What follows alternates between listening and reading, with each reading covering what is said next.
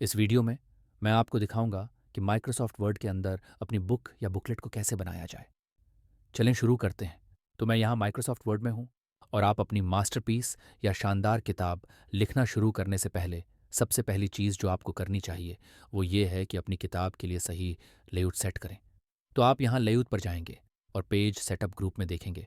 आप ये dialogue box launch button ढूंढेंगे और इस पर क्लिक करेंगे। फिर आपको margins tab, paper tab, layout tab नज़र आएंगे। आइए मार्जिन्स टैब को देखते हैं।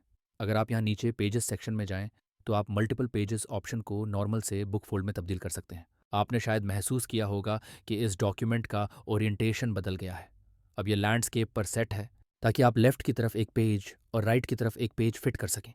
नेक्स्ट, आप यहाँ मार्जिन्स ऑप्शंस में जाकर गटर को तब्दील कर सकते हैं।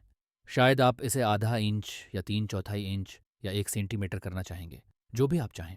अब ये अहम है क्योंकि अगर आप वाकई इसे बुक या मोटी बुकलेट के तौर पर बनाने जा रहे हैं तो अगर आप पेज के हर इंच को इस्तेमाल करते हैं तो ये मसला होगा जब आप पेजेस को मोड़ेंगे या इन्हें किताब या बुकलेट में बांधेंगे।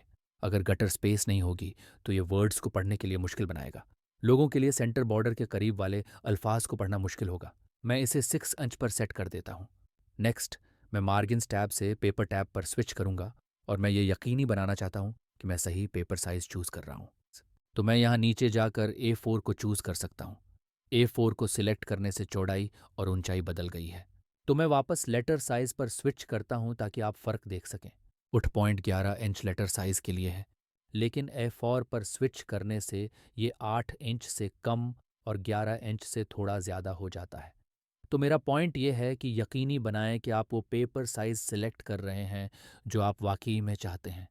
अब हम ओके पर क्लिक कर सकते हैं और मैं अपनी बुकलेट या किताब लिखना शुरू कर सकता हूँ बगैर इस फिक्र के कि आखिर में ये कैसे प्रिंट होगा। मैं सिर्फ टेक्स्ट तैयार कर सकता हूँ। क्या ये अच्छा नहीं होगा अगर ये इतना आसान होता? ठीक है, मैंने अपनी किताब के 3 चैप्टर्स लिख लिए हैं और गौर करें कि चूंकि मैंने पहले ही बुक फोल्ड लेआउट सेट कर दिया है तो देखें कि क्या हो रहा है जब मैं अपना टेक्स्ट लिख रहा हूँ। कुछ पेजेस पर टेक्स्ट थोड़ा सा राइट तरफ है और कुछ पेजेस पर थोड़ा सा लेफ्ट तरफ। ये इसलिए है क्योंकि जब ये प्रिंट होगा तो ये इस तरह प्रिंट होगा कि मैं पेज को मोड़ सकूंगा और अगर ये बुकलेट है तो इसे स्टेपल कर सकूंगा या मैं उसे बंधवा सकता हूँ। और किताब के सेंटर में इतनी जगह होगी कि पढ़ने वाला आराम से टेक्स्ट पढ़ सके जब किताब को प्रिंट करने का वक्त आएगा। ख़ास तौर पर अगर आप इसे खुद प्रिंट कर रहे हैं तो आप फाइल पर जाएंगे और प्रिंट पर क्लिक करेंगे। आप यहाँ देखेंगे कि क्या प्रिंट वन साइड का ऑप्शन है और इसे प्रिंट ऑन बोथ साइड्स में तब्दील करेंगे। कुछ प्रिंटर्स खुद ब खुद दोनों तरफ प्रिंट करने के लिए सेट होते हैं। अगर ऐसा है तो आप सिर्फ वो ऑप्शन मुंतखब कर सकते हैं। दूसरा ऑप्शन जो मुझे मिल रहा है वो है manually print on both sides और मुझे पेजेस को दोबारा लोड करना पड़ेगा। ये काफ़ी मेहनत वाला काम होगा, लेकिन ये करना बिल्कुल मुमकिन है। अब अगर आपने पहले ये करने की कोशिश की है, तो आप जानते होंगे कि ये थोड़ा सा थका देने वाला हो सकता है और अक्सर औकात आप सफ़े के दूसरी तरफ को उल्टा प्रिंट कर देते हैं। तो यहाँ आपके लिए कुछ टिप्स हैं ताकि आप इस मसले से बच सकें। अगर आप एक ऐसे प्रिंटर पर काम कर रहे हैं जो आपको ऑटोमेटिकली दोनों तरफ प्रिंट करने की इजाज़त देता है, तो आपको flip pages on short edge का ऑप्शन ढूंढना होगा। अगर ये ऑप्शन मौजूद है तो इसे सिलेक्ट करें और ये आपके डॉक्यूमेंट के हर पेज के पिछले तरफ को उल्टा प्रिंट होने से रोक देगा। तो इस ऑप्शन को ढूंढें, flip pages on short edge. अगर आप मेरी तरह की पोजीशन में हैं जहां मैं ऑटोमेटिकली दोनों तरफ प्रिंट नहीं कर सकता, तो मुझे पेजेस को खुद फीड करना पड़ेगा। तो पेजेस के अल्टा प्रिंट होने से बचने के लिए मुझे ये यकीनी बनाना होगा कि मैं पेज के शॉर्ट एज पर शीट्स को फ्लिप करता रहूं। ये मेरे प्रिंटर और इसके सेटअप पर डिपेंड करता है। और इस सूरत में अगर आपको मैनुअली प्रिंट करना पड़े तो ये थोड़ा सा ट्रायल और एरर ले सकता है, लेकिन ये करना मुमकिन है।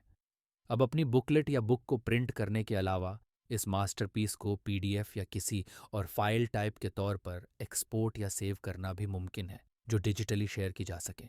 तो ऐसा करने के लिए आप यहाँ फाइल पर क्लिक कर सकते हैं, सेव एस को सिलेक्ट कर सकते हैं।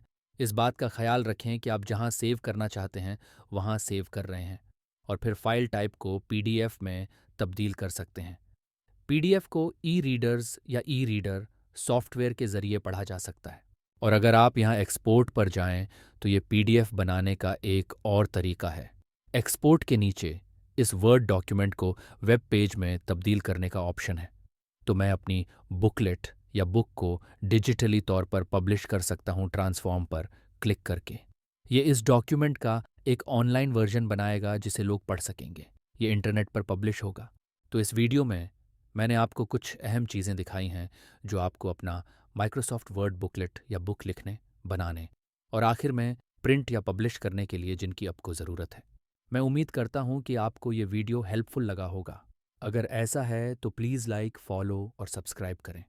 और जब आप ऐसा करें तो घंटी पर क्लिक करें ताकि जब मैं कोई नई वीडियो पोस्ट करूं तो आपको पता चल सके।